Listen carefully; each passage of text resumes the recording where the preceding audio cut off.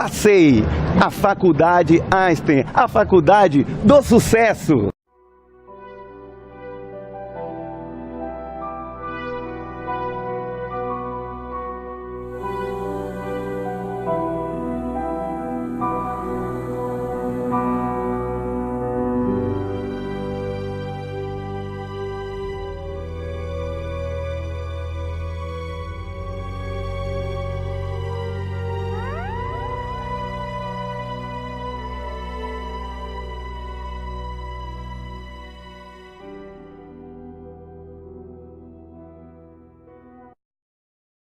Círculo de Estudos, Pensamento e Ação.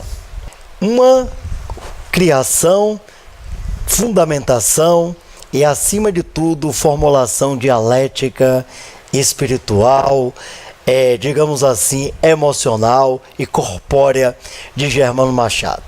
Essa figura que eu tive o prazer de conhecê-lo e tive a oportunidade de, no CEPA, ter publicado os meus primeiros escritos.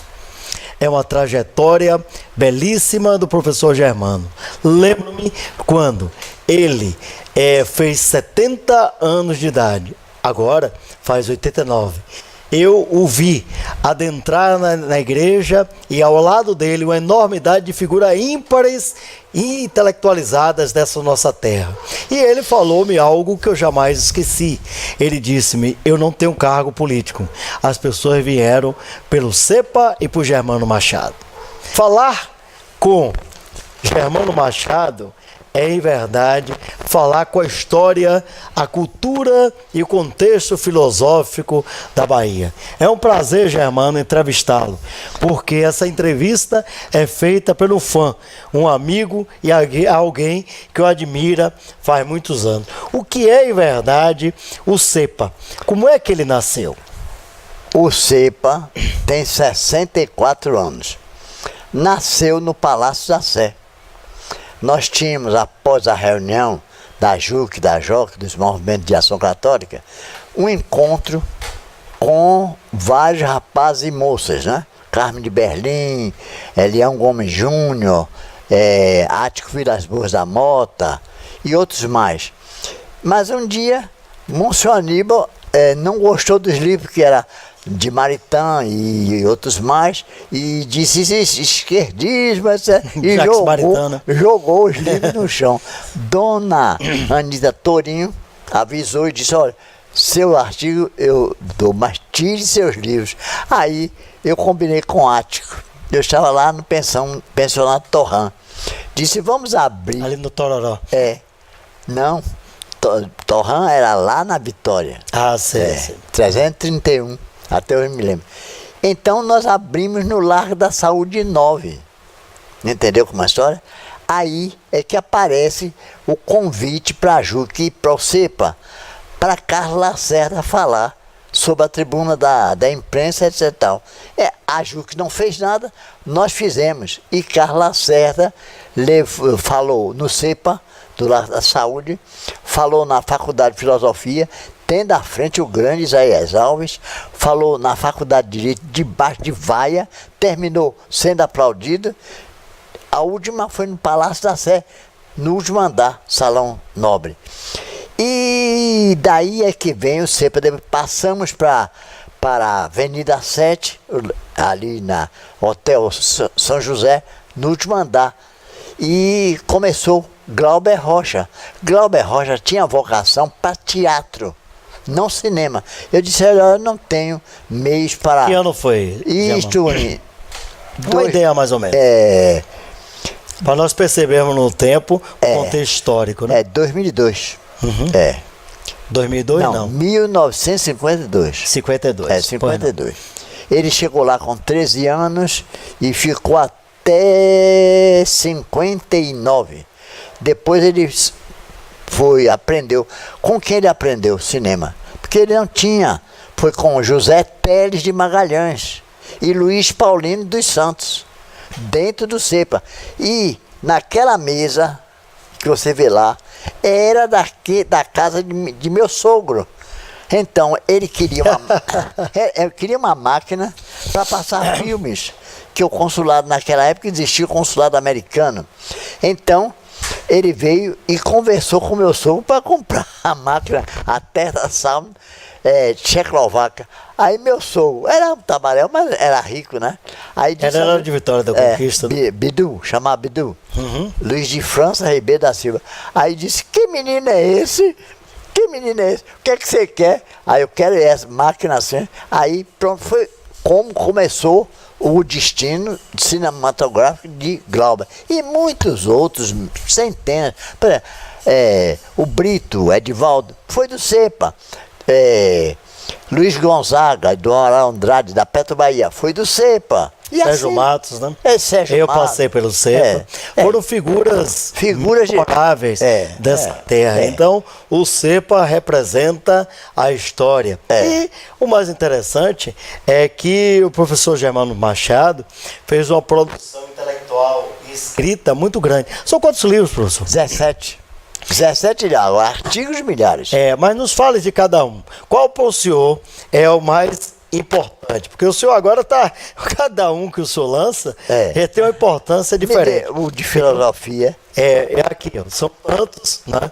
A filosofia, Tempo, que é uma autobiografia, e esse aqui que posteriormente iremos falar, que será o lançamento futuro. Pra você ver, é um pouco comprido. Posso ler aqui? Pode, fique à vontade. Este texto da filosofia de filosofar, o sentido do ver humano, é um. Depois vem Os Dois Brasis, que eu fiz a segunda edição que lhe dei. Né? Foi. Inclusive, esse livro aqui eu tinha a oportunidade de lê-lo, e é um clássico, porque o senhor revive Euclides da Cunha dentro de um contexto filosófico, cultural, filosófico, histórico, social, é uma coisa Depois belíssima. vem A Verdadeira Revolução, Homens e Estruturas, 5 Solitários, Contos, pela primeira vez. Igreja Humana e Divina, Brasil, Índia, Oriente e Ocidente entrelaçados. Dimensões da realidade brasileira, Credo, aqui é poesia.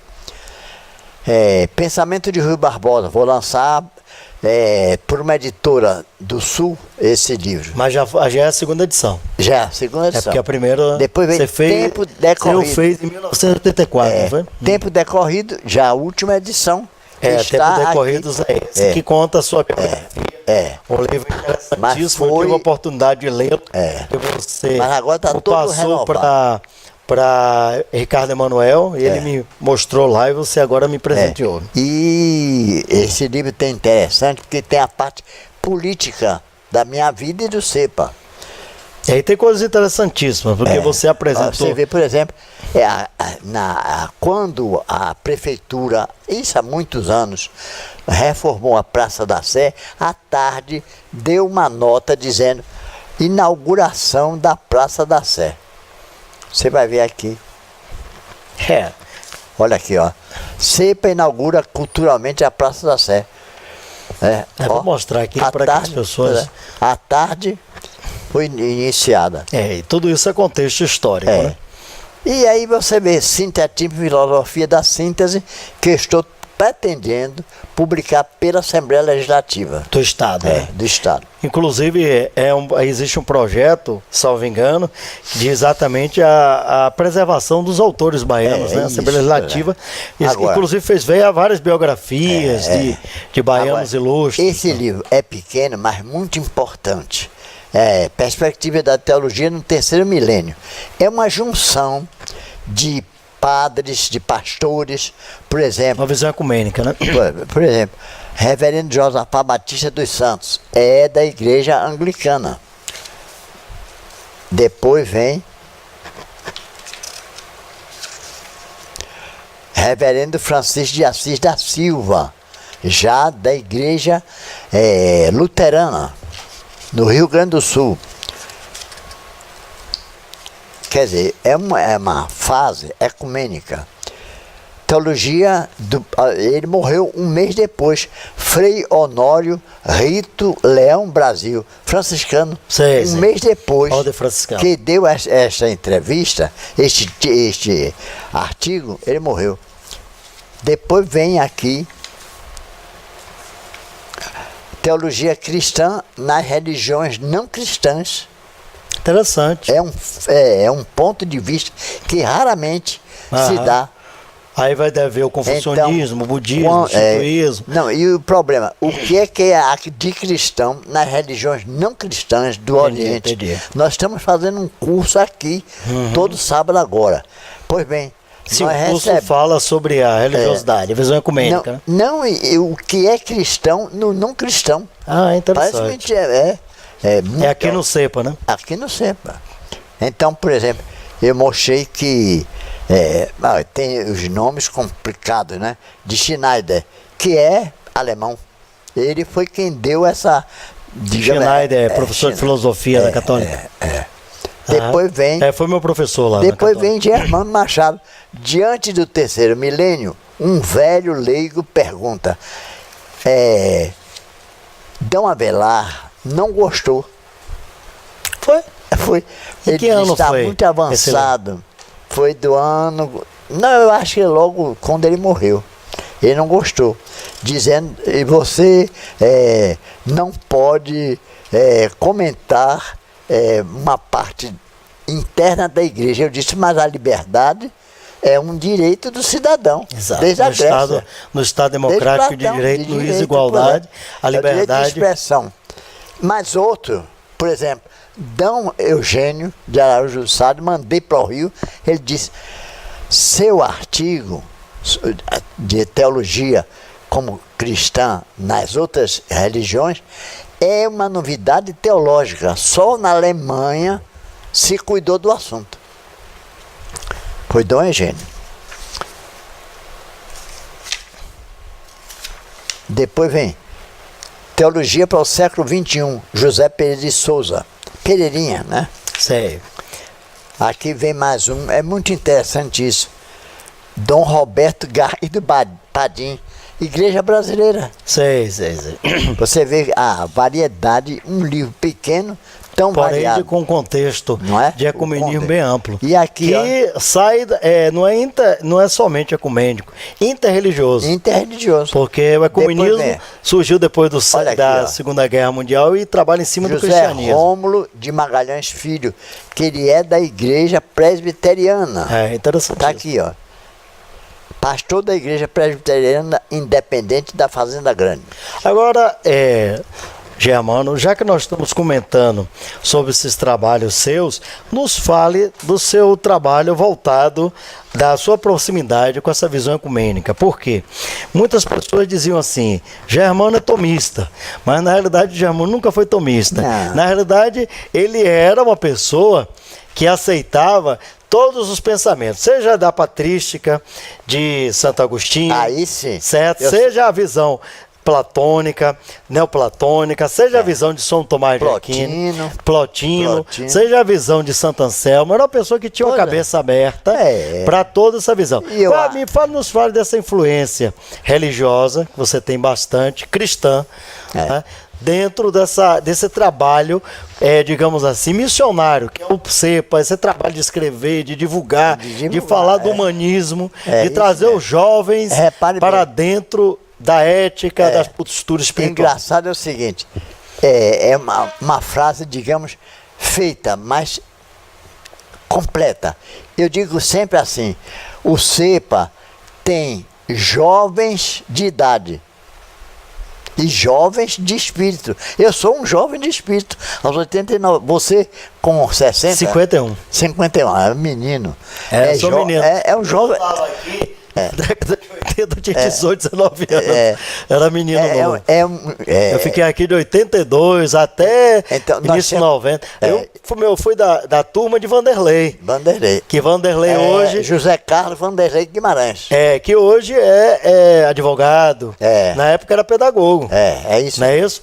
Eu fui da turma de Augusto Queiroz. E todos nós frequentávamos o CEPA. Todos nós éramos jovens, 18, 19, 20 anos. E Denilton. Exato. Exatamente. O Fernando Floriano estava vivo. Eu e Vanderlei frequentávamos aqui e estávamos ligados ao Lima. Graciela. Que Graciela nos Estados Unidos. Graciela era a editora da revista na qual eu escrevia. Você fez o especial de Karatê comigo. É isso mesmo. De modo que o CEPA tem 64 anos, atingiu todas as gerações. E se você olhar os movimentos atuais, culturais, Cogito, de Ivan de Almeida, saiu do CEPA. Hominira, de Roberto Leal, saiu do CEPA. Arte e Poesia, Zé da Boa Morte, saiu do CEPA. Gaquiba, de Siquara, saiu do CEPA. Arte Contemporânea, Luiz Ademir. Todos saíram do CEPA. Sim, mas vamos voltar aqui. Sim, nos fale dessa trajetória sua, que você usou o cristianismo numa Sim. visão bem ampla, intelectualizada, com respeito, sempre respeito. respeitou todas as Totalmente. religiosidades, Claramente. nunca fez uma linha política, Não. apesar de ter cargos públicos, É. por méritos, meritocracia, nunca foi Não. por coisa. E nos fale dessa influência religiosa que você teve. A influência religiosa é aberta. Por exemplo, nós temos pessoas aqui, espíritas, evangélicas, candomblé, todas elas, e todos vivem dentro de um padrão de respeito e de ecumenismo. É uma visão ecumênica, geral. Não é. Nós aqui não temos condenação. Fulano é isso, não. Qualquer um, até mesmo no site e no Facebook de sempre, sai tudo que mandam, por exemplo, de candomblé, não é? Roberto Rodrigues, nós publicamos. Por quê? Porque nós temos o respeito, por exemplo, no sábado, para dar um exemplo, né? Veio uma senhora protestante, e aí ela ficou com dificuldade sobre como interpretar. Eu digo, não, quando diz Deus falou, não é Deus falando objetivamente, é inspirando, é falando através da mente, através do espírito, ele ilumina. Aí então ela ficou muito contente. Emprestei logo imediatamente um livro de teologia muito bom, e de Tirique, você conhece, né? Conheço. E assim por Sou diante. teólogo, né? De modo que Teologia e filosofia. nós temos uma visão ampla, não temos uma visão fechada. Por exemplo, quando nós estudamos Farias Brito, vários autores, vários escritores, várias personalidades, como Tristão de Ataíde, Jackson Figueiredo, etc., disseram, quando nós tivemos a crise da fé aos 20 anos, foi lendo Farias Brito que nós recobramos a visão cristã. E então, mas tinha um rapaz aqui, tem. Ele disse assim, mas ele fala em visão das coisas no sentido que o Espiritismo fala. Eu disse, todas as religiões têm um ponto de verdade dentro de si própria que pode transmitir ao outro. Por exemplo, mediunidade. A Igreja Católica chama sensitivismo. Quer dizer, é uma coisa nova e corajosa, mas explicita ao rapaz, à moça, ao senhor, à senhora, uma visão religiosa, não fanática, não ao pé da letra, mas ao pé do coração, dentro do coração. Como eu digo, entrar dentro e não extra, fora. Uma visão filosófica, religiosa, cultural, intelectual, extra, de fora, não penetra no homem, não fala ao homem, não fala ao jovem.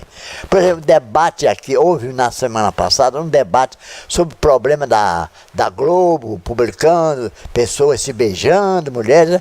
Nós não temos esse fanatismo. É uma opinião daquela pessoa, deixe lá com ela própria. Respeitemos o princípio grego, o direito de expressão, o direito de ser. Agora, não podemos passar do limite da ética, só isso.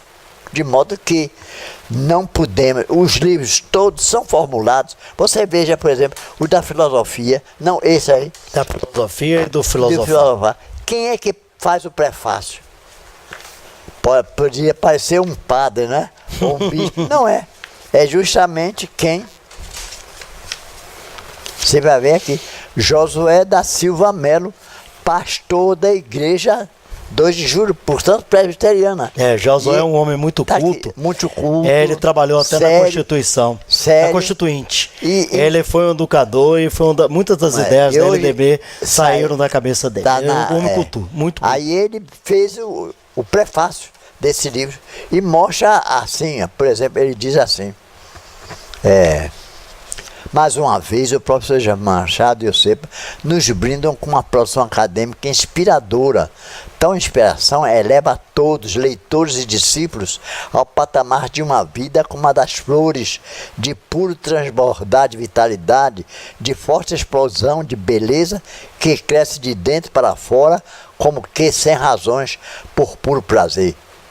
Assim, pode produzir o bem e o belo com a intensidade da vida, com tempo plenamente ocupado, consumido por ser feliz. Essa frase final, eu não sei onde ele pôde descobrir, é minha, entendeu? E aquele publica, é uma coisa que eu não publiquei, mas estava num livro antigo, uma poesia. É uma poesia até boa. Porque sua também. Dentro da antiquíssima. Minha. Sua. Que Josué descobriu. Eu disse, vem cá, pastor, onde o senhor encontrou isso? Ele disse, segredo. Segredo de Estado. Segredo do Estado, né? Mas eu sei, foi através de minha esposa. Entendeu? Ele fuçou lá nos arcabouços, né? Antiquíssimos, e foi buscá-la. Essa belíssima poesia diz assim, vazio não estou planificado, tenho um ideal, somente meu. Quero subir montanhas, chegar aos píncaros, movimentar areias, afundar nelas por um ideal.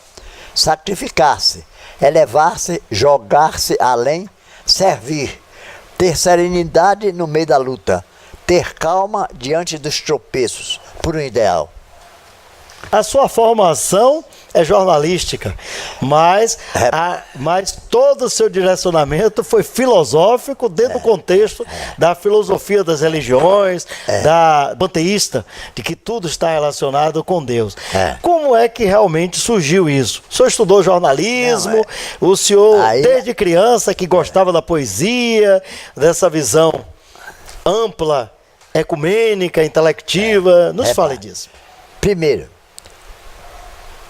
eu fiz na ordem franciscana até a filosofia. Quando terminou o curso de filosofia, eu fui para São Paulo, levei 2 anos com os dominicanos, também estudando filosofia e teologia. Frei Sebastião Tozan, que é esse nome internacional. De modo que a minha paixão, na verdade, é a filosofia. Mesmo quando eu trato de outros assuntos, estou filosofando. Aqui, você não conheceu o professor Quadros? Conheceu Quadros? Não. Só de nome, né? Que é uma figura conhecidíssima. Conhecidíssima. Aí Quadros dizia o seguinte, você... Seu contemporâneo é o professor Remy, né? Remy. Remy. Já faleceu, né? Não, Remy ainda está vivo? Bem doente, mas está vivo. Remy, quando deixou a subsecretaria com o Edivaldo Boaventura, ele fez o concurso da UFBA e foi professor lá, né? Professor lá. Filósofo conhecido, né?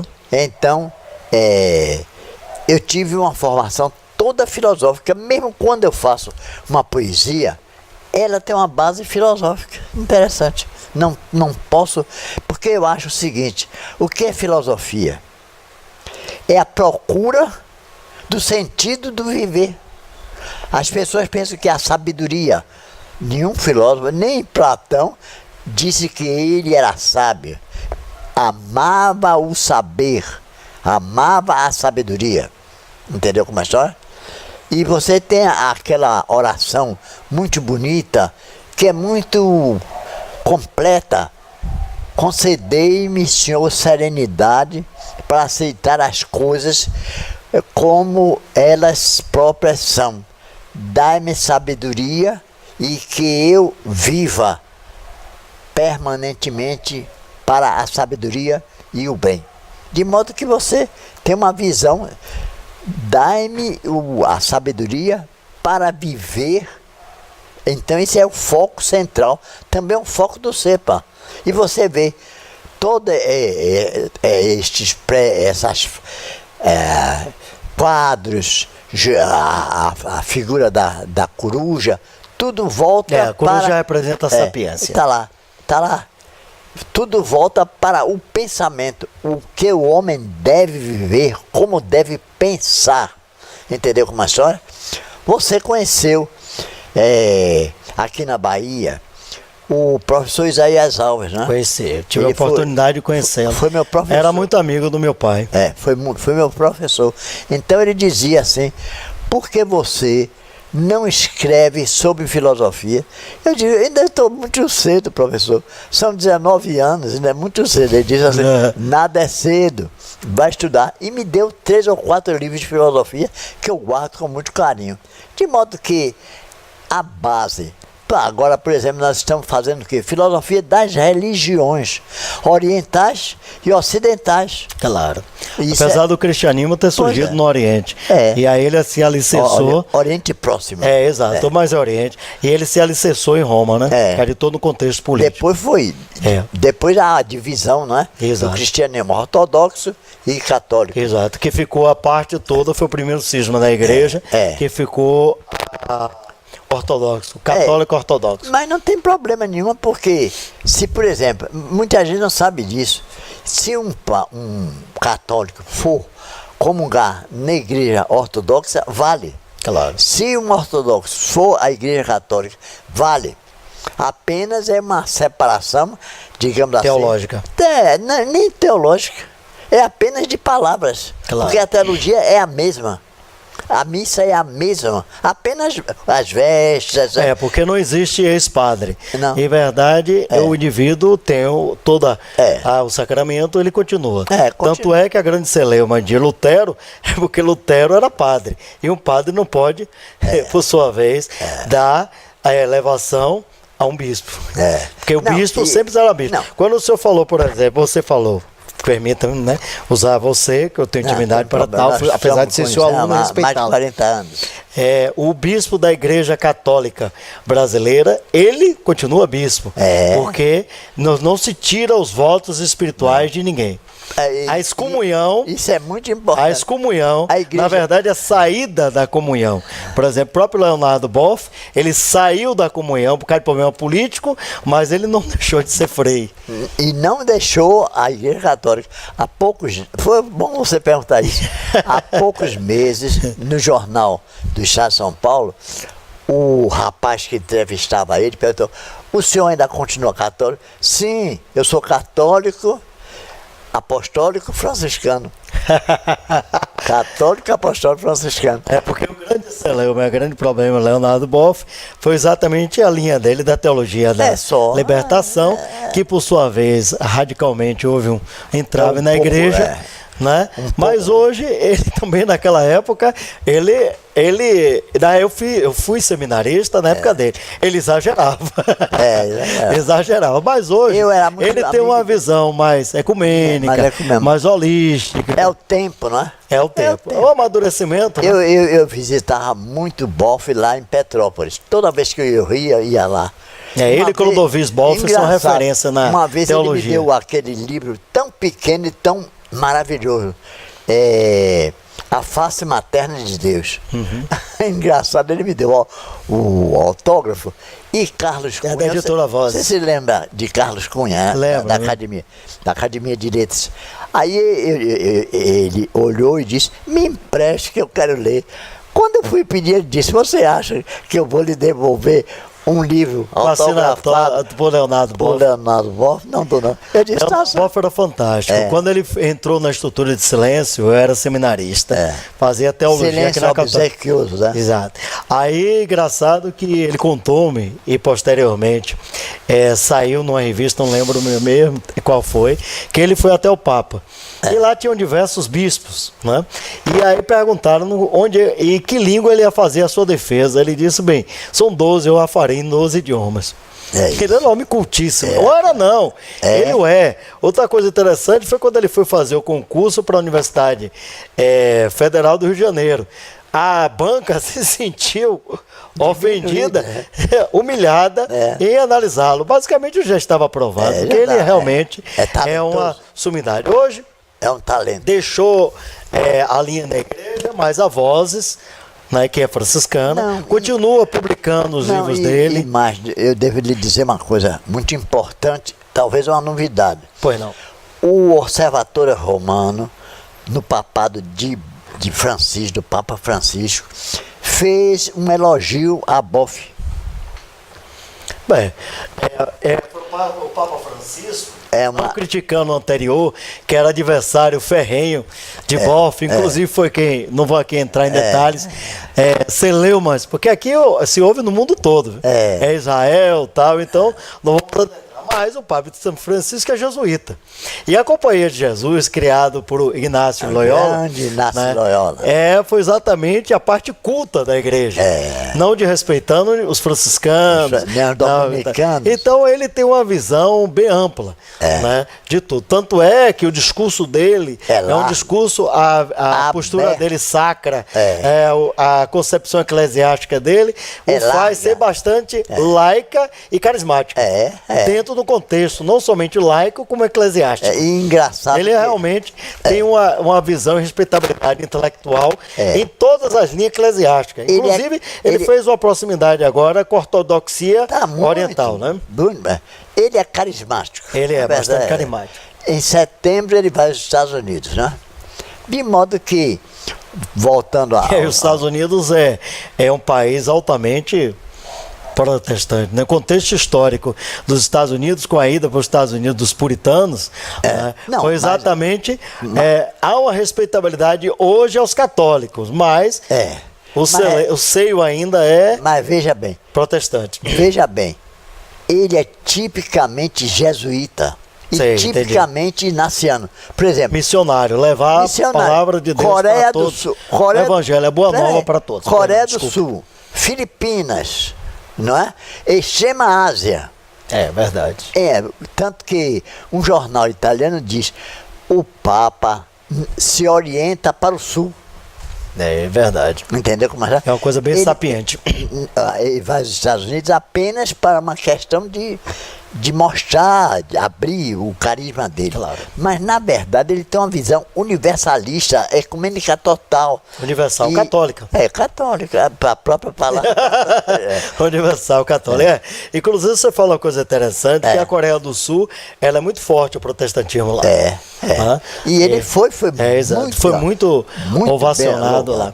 Realmente, ele é uma pessoa. E vocês percebem que conversar com o Germano Machado não é uma conversa, é uma aula. Então, nós estamos aqui para falar desses maravilhoso lançamento que só ele, que é o pai da criança, pode nos falar da importância. Não, a primeira coisa é que chama a longo prazo. É sobre o tempo. É sobre o tempo. Por exemplo, o primeiro trabalho desse livro, o fator mais complexo da filosofia e da ciência, o tempo. O tempo, porque o tempo não existe. Uma visão de Martin Heidegger, uma visão de Jean Paul Sartre. Apenas uma maneira de o homem sobreviver. Claro. Marcar. Claro, escuro, mas não existe. Não é? Tudo bem. Então eu faço um estudo baseado em 3 autores. O Berto Roden, conheço demais. Conheci demais. Exato, tem mais de 20 obras, eu tenho a obra toda dele. Roden. Roberto Roden é do Rio Grande do Sul. Quando eu saí do seminário, eu vendia as obras de Roden. Na Avenida 7 havia uma livraria São José, de uma senhora. O Berto Roden é um dos grandes intelectuais ecumênicos, porque tinha uma visão bem ampla. E depois foi da própria Kriya Yoga, né? Exato. Pois bem, ele é da linha do Pietro Baldi, são contemporâneos. Também. No livro dele, Einstein, O Enigma do Universo. Depois, em Vitrove, O que é o Tempo. Enfim, aquele que eu gosto muito de perto, Agostinho. Santo Agostinho, Confissões. Confissões. Que é o pai do existencialismo no Ocidente. E mais, que ele fala de tudo. Há 1600 anos, o que Agostinho falou sobre o tempo, porque nesse livro, a longo prazo, o foco é o tempo. Claro. Mas vai o tempo num diário. O tempo cairológico, o tempo interno, o tempo de Deus. Dizendo assim, há o tempo do passado, o tempo do presente e o tempo do futuro. O tempo do passado nós não vimos. O tempo do presente vivemos, o tempo do futuro ainda virá. Mas não há tempo, há apenas uma disposição para você viver. É interessante, é profundo. Depois, o primeiro capítulo, na procura sempre. Então eu venho de coisas, às vezes, simples, né? Simples. Por exemplo, porque é um diário. É um diário. Então, e como é que esse diário, ele vai falando de coisas. E eu faço, por exemplo, uma parte para álbuns de adolescentes e velhos de 100 anos.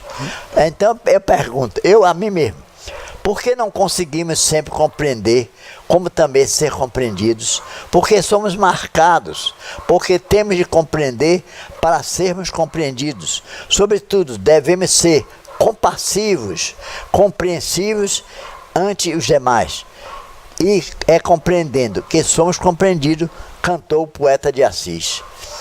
Como devemos encarar a morte? Quer dizer, é um livro que você tem como diz, eu publiquei, porque ele morreu, mas eu publiquei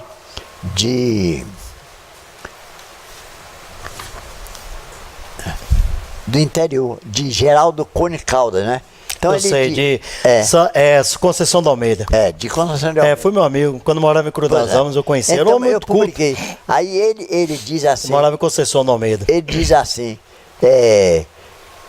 Germano não monologa, ele dialoga com você diretamente. Por exemplo, como devemos encarar a morte? A pessoa, como devemos racionalizá-la? Impossível. Aceitaria só a luz da fé. Só a fé explica rompimento da matéria e voo esplendoroso da libertação do espírito. Mas além da morte do nascimento, transfísica, além da física, o nascimento é uma necessidade. Transfísica, além da metafísica da física. A morte é uma necessidade. No entanto, não podemos ser estoicos. Já se nasce morrendo e todo dia morremos um pouco mais. Porque existem tantas desigualdades de condição entre os seres humanos para que haja equilíbrio e luta. Só que a luta não deve ser de feras. Por que será que existem seres que já nascem sofrendo? Para compreender o mistério do sofrimento, tão natural na biologia, atingirem do estado de lagarta o de borboleta. Como encarar a religião? Que é o ponto central que você está falando. O homem é um ser, por natureza, religioso, mesmo quando se faz antirreligioso, que é ateísmo. Uma psicose enfeitada de raciocínio, racionalizada. Nietzsche gritava, se Deus existir, o que será de nós, homens superiores? Aí tem uma coisa muito interessante que me perguntam assim, que é a vida? Além de física e biológica, é transfísica e metafísica, uma coordenação unitária em pluralidade de incoordenações aparentes. Um jogo a se jogar sobre o abismo, salto mortal pascaliano entre o desespero e a esperança, o vazio e a plenitude, os pequenos nadas que se entrelaçam. Agora, aí são pequenas análises, mas algumas também acrescentadas, aumentadas, né? Para quê? Para que como diz Cone, né? É um livro de cabeceira. Não é um livro para ler de uma vez e gostou, deixou lá. Não, é um livro permanente. Lê-lo e relê-lo, constantemente. Ler e reler. Por exemplo, eu boto assim, há pessoas complicadas. Para quê? O que vale é descomplicar. De vez em quando vem a poesia. Também tem. São reflexões. A tarde desce. O pôr do sol pinta o céu de um azul esmaecente, um vermelho que se torna pouco a pouco lilás na mistura das cores. O sereno acolhe a liberdade interior. Um passarinho harmoniza. tarde e noite vão fundindo, e o escuro que se faz anuncia o fim do dia. A tarde que desce, a noite que chega, a visão das cores, a antevisão das estrelas é harmonia. A harmonia nos invade e, ao invés de tristeza, instala-se alegria. Alegria total, sentimento que, de modo completo, atingiu em Hóstia Agostinho e Mônica. Luzes se acendem no velho edifício que meu janelão contempla. O sino cujo som vem da soledade, perto, longe, longe, perto, é solidão plenificante. O vazio que se faz para que ao vácuo suceda a plenitude. Tem olhos que veem o brilho do universo todo.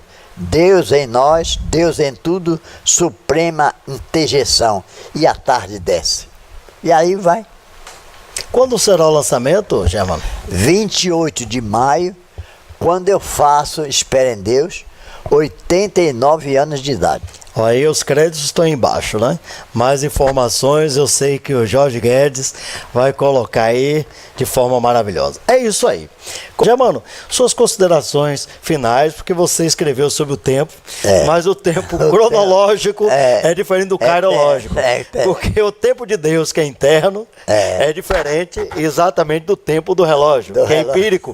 E nosso tempo já está indo embora. Nossa produtora aí já está reclamando. Einstein dizia que se nós quiséssemos realmente conhecer o tempo, deveríamos fazer o seguinte teste: sentarmos no meio do fogo, 1 minuto pareceria 1 hora, mas 1 minuto com uma mulher amada, certo? É uma eternidade. Não, é uma eternidade. Não, 1 hora com a mulher amada parece 1 minuto, passa rapidinho. Suas considerações finais.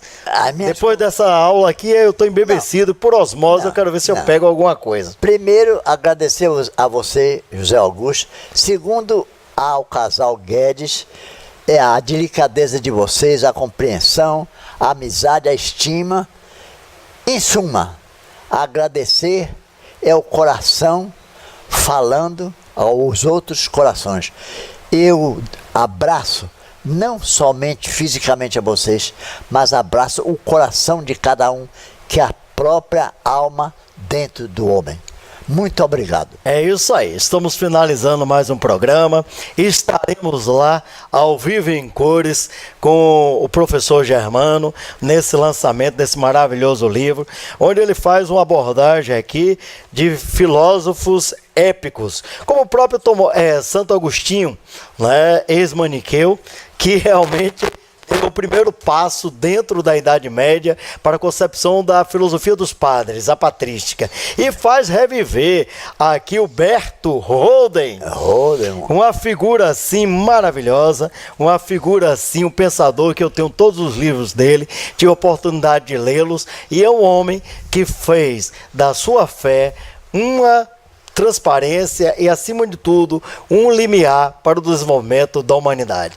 Que espero todos lá para o lançamento desta maravilhosa obra. Que Deus nos abençoe juntamente com o Germano Machado, que aqui deu-nos a honra de estar. FACEI, a Faculdade Einstein, a faculdade do sucesso.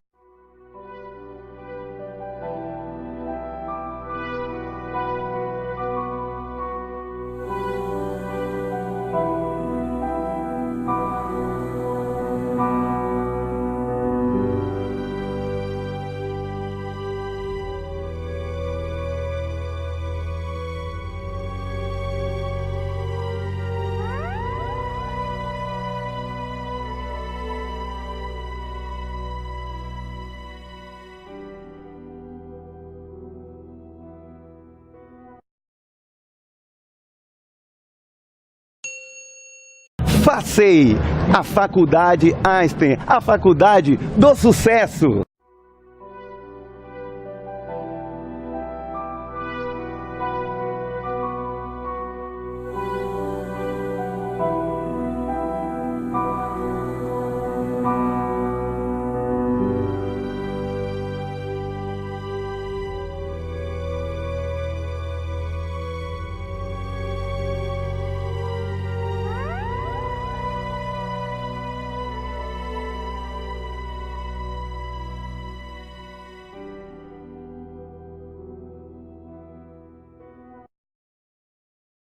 Círculo de Estudos, Pensamento e Ação. Uma criação, fundamentação e, acima de tudo, formulação dialética, espiritual, digamos assim, emocional e corpórea de Germano Machado. Essa figura que eu tive o prazer de conhecê-lo e tive a oportunidade de, no CEPA, ter publicado os meus primeiros escritos. É uma trajetória belíssima do professor Germano. Lembro-me quando ele fez 70 anos de idade, agora faz 89. Eu o vi adentrar na igreja e ao lado dele uma enormidade de figuras ímpares e intelectualizadas dessa nossa terra. E ele falou-me algo que eu jamais esqueci. Ele disse-me: eu não tenho cargo político. As pessoas vieram pelo CEPA e por Germano. A máquina, a terra sal, Tchecoslováquia. Aí meu sogro, era um tabaréu, mas era rico, né? Aí disse, Ele era de Vitória da Conquista. Bidu, chamava Bidu. Luiz de França Ribeiro da Silva. Aí disse: que menino é esse? Que menino é esse? O que é que você quer? Aí eu quero essa máquina assim. Aí pronto, foi como começou o destino cinematográfico de Glauber. E muitos outros, centenas. Por exemplo, o Brito, Edivaldo, foi do CEPA. Luiz Gonzaga, do Andrade, da Petro Bahia, foi do CEPA. E Sérgio assim, Matos, né? Sérgio Eu Matos. passei pelo CEPA. Foram figuras memoráveis dessa terra. Então, o CEPA representa a história. E o mais interessante é que o professor Germano Machado fez uma produção intelectual e escrita muito grande. São quantos livros, professor? 17 artigos milhares. Mas nos fale de cada um. Qual para o senhor é o mais importante? Porque o senhor agora está... Cada um que o senhor lança tem uma importância diferente. O de filosofia. Aqui, ó, são tantos, né? A filosofia, Tempo, que é uma autobiografia. E esse aqui que posteriormente iremos falar, que será o lançamento futuro. Pra você ver, é um pouco comprido. Posso ler aqui? Pode, fique à vontade. Este texto da filosofia de filosofar, o sentido do ver humano, é um. Depois vem Os Dois Brasis, que eu fiz a segunda edição que lhe dei, né? Tribuna da imprensa, etc. A Juc não fez nada, nós fizemos. E Carla Lacerda falou no CEPA, do Lar da Saúde, falou na Faculdade de Filosofia, tendo à frente o grande Isaías Alves, falou na Faculdade de Direito, debaixo de vaia, terminou sendo aplaudido. A última foi no Palácio da Sé, no último andar, Salão Nobre. E daí é que vem o CEPA. Passamos para a Avenida 7, ali na Hotel São José, no último andar. E começou Glauber Rocha. Glauber Rocha tinha vocação para teatro, não cinema. Eu disse: eu não tenho meios para... Que ano foi? Isto, uma ideia mais ou menos. Para nós percebermos no tempo o contexto histórico, né? 2002. 2002 não. 1952. 52. 52. Ele chegou lá com 13 anos e ficou até 59. Depois ele aprendeu. Com quem ele aprendeu cinema? Porque ele não tinha. Foi com José Teles de Magalhães e Luiz Paulino dos Santos, dentro do CEPA. E naquela mesa que você vê lá, era da casa de meu sogro. Então, ele queria uma máquina para passar filmes, que o consulado, naquela época existia o consulado americano. Então, ele veio e conversou com meu sogro para comprar. Inclusive, esse livro aqui bonito. Eu tinha a oportunidade de lê-lo e é um clássico, porque o senhor revive Euclides da Cunha dentro de um contexto filosófico, cultural, filosófico, histórico, social, é uma coisa Depois belíssima. Vem A Verdadeira Revolução, Homens e Estruturas, Cinco Solitários, Contos, pela primeira vez. Igreja Humana e Divina, Brasil, Índia, Oriente e Ocidente entrelaçados. Dimensões da realidade brasileira, Credo, aqui é poesia. Pensamento de Rui Barbosa. Vou lançar por uma editora do Sul esse livro. Mas já é a segunda edição. Já, segunda É edição. porque a primeira Depois veio você fez, Tempo Decorrido. Você fez em 1984, não foi? Tempo Decorrido, já a última edição. Tempo Decorridos é esse que conta a sua biografia. Um livro interessantíssimo, eu tive a oportunidade de lê-lo. Que você Mas agora tá todo passou renovado. para Ricardo Emanuel e ele me mostrou lá e você agora me presenteou. E esse livro tem interessante porque tem a parte política da minha vida e do CEPA.